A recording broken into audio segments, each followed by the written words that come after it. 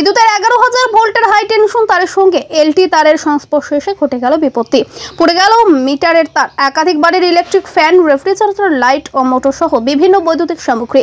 Phone করে 3 ঘন্টা দেরিতে আসায় মোবাইল ভ্যান সহ বিদ্যুৎ দপ্তরের কর্মীদের ঘিরে বিক্ষোভ দেখালেন স্থানীয়রা।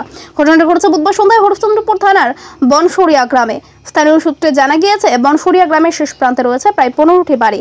মাঠের ট্রান্সফরমার থেকে তাদের বাড়িতে বিদ্যুৎ পৌঁছেছে। অভিযোগ, দীর্ঘ 7 বছর ধরে বৈদ্যুতিক শর্ট সার্কিটের কারণে তারা সুষ্ঠুভাবে বিদ্যুৎ পরিষেবা পাচ্ছেন না।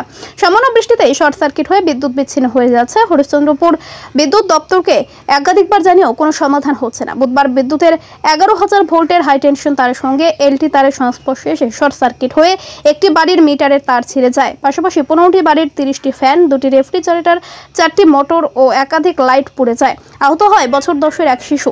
এ নিয়ে এদিন আতঙ্ক ছড়িয়ে পড়ে এলাকায়। বাড়ি ছেড়ে সকলে রাস্তায় চলে আসেন। তাই তারা এদিন পৃথক ট্রান্সফরমার দাবিতে বিদ্যুৎ দপ্তরের গাড়ি আটকে রেখে বিক্ষোভ দেখাতে থাকেন। শেষ পর্যন্ত বিদ্যুৎ দপ্তরের আশ্বাসে তারা বিক্ষোভ তুলে নেন।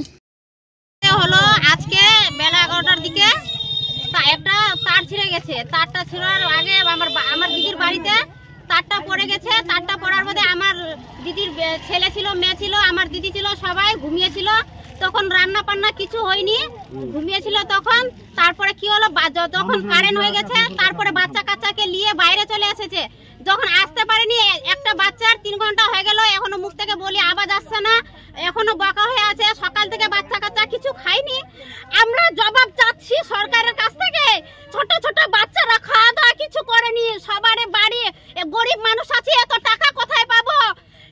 3টা 4টা করে এক একজনের পাংখা ফুকছে এত গরমে। সরকার কেমনি থাকছে?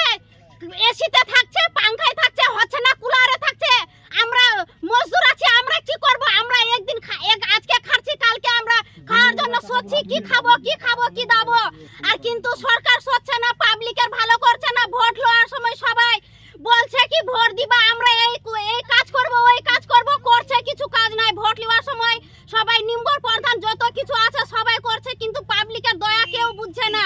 এখানে 15টা বাড়ি আছে, মানে 40টা পাংখা আর 2টা ফ্রিজ, 5টা থেকে 6টা মোটর, সব কিছু চলে গেছে। আমরা সরকারের কাছ থেকে দাবি চাচ্ছি, ক্ষতিপূরণ চাচ্ছি। আমরা আমাদের বাড়ির পাশে মিসের পোল দিয়ে দাও আর ট্রান্সমিটার দিয়ে দাও। আমরা কিছু চাচ্ছি না, আমরা শুধু দয়া করে এইটাই চাচ্ছি আপনাদের কাছ থেকে। আপনারা যেটা পারবেন যত তাড়াতাড়ি হয় তত তাড়াতাড়ি একটু করে দিলে ভালো হবে। কেন এত গরমে থাকা যাচ্ছে না, সড়কের মধ্যে মশারি টাঙে তারপর থাকছি আমরা। আমরা কিন্তু এত করছি না, কিন্তু যত দিন থেকে হচ্ছে, মনে 5 থেকে 6 বছর থেকে এত ক্ষতি হচ্ছে 15টা বাড়ির, কিন্তু এত দিন কিছু হচ্ছে না। একবার আমরা দরখাস্ত দিয়েছিলাম, কিন্তু আমাদের দরখাস্ত কিন্তু লাইনের বিজলি বিল থেকে যেখানে করছে, আমাদের কিছু হলো না। নাম্বার প্রধান বলা হচ্ছে, ওরা কিছু করছে না। আমরা পাবলিকে আমরা কি করব? আমাদের হাতে কি আছে?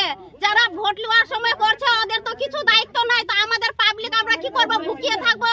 এত গরমে বিজলি থাকছে না তো কি করব আমরা? আপনার নাম? আমার নাম কাজলি খাতুন, বাড়ি ভবানীপুর। বিলের লাইন জ্বলছে, অনেক শর্ট মারছে, আমরা কি করব বলেন? এত 500-800 কোটি টাকা দিয়ে আমরা বাল্ব কিনেছি, কতদিন আমরা এরকম করব? লাইনের বিলতে যাচ্ছে, লাইনের বিল যদি পাই দিনে আবার যায়, তাহলে লাইনের বিলে ফাইন মাংছে আমাদের কাছে। কত ফাইন দিব আমরা বলেন? আমরা ওরা বলতে পারবো না। আমরা সাহেব, আমাদের সাহেব আছে, সাহেবের সঙ্গে আলোচনা করবো। আপনি আসলেন, কি দেখলেন? কোন জায়গায় ফলটা দেখলেন? আমরা যেখানে ফল যেখানে গেছিলাম, তখন আপাতত কিছু দেখতে পাচ্ছি না। ওখানে 11,000 তার যে আছে আর এলটি লাইনে যে তার আছে, সে তারের ওখানে যে এরা বসে লেগে গেছিল। আমরা বলিনি। হ্যাঁ, তারপরে আমরা দেখতে পাইনি এখন অব্দি। আমরা এখন যাচ্ছি। তো এখন আপনারা কি সমাধান করবেন? যা করবো আমাদের সাহেব করবে।